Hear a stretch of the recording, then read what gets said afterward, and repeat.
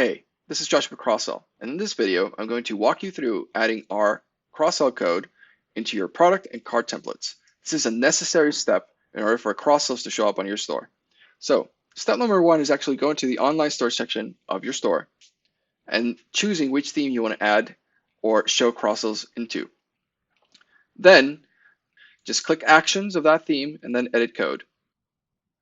So once you're in this code section, the first thing you want to check is that a file named cross-sell.liquid exists. If this file doesn't exist, just go to your apps and then look for our cross-sell app. Just open that. And this will automatically generate that file so you can add it into your cart and product templates. If for some reason you don't see that file after you've opened up our app, just contact us and we'll help you out. So once you verify that file exists, look up your product template. Usually this is a file named product.liquid, okay? So you want to open that up and go all the way to the end. Just add our code in there.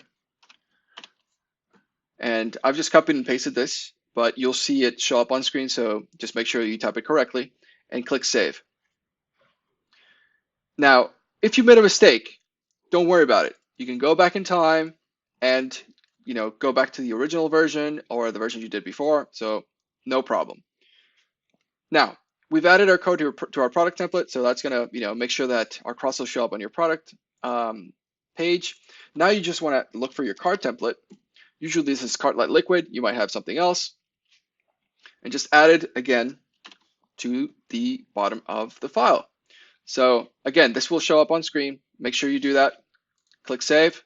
Boom, you're done.